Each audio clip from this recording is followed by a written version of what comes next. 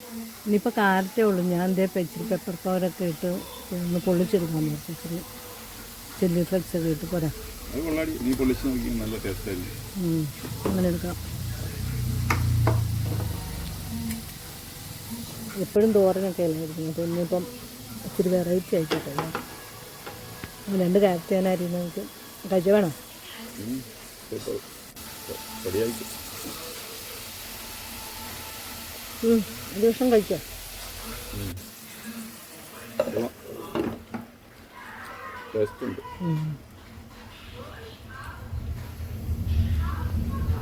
അപ്പോൾ ഇനിയിപ്പോൾ ഒരു പെപ്പർ പൗഡറൊക്കെ ഇട്ട് അത് വെറുതെ ഉപ്പും ഇട്ട് പുരട്ടി വെച്ചിരുന്നിട്ട് ആ ടേസ്റ്റ്. അപ്പോൾ ഇതിന് ശരിയായി വരുമ്പോൾ എന്തൊക്കെ ടേസ്റ്റ് ആയിരിക്കും.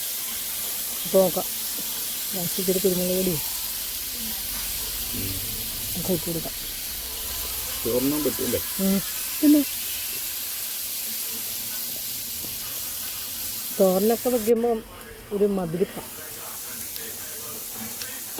ഇതിപ്പോൾ ഇങ്ങനെയാണ് മധുരം ഉണ്ടാവുക.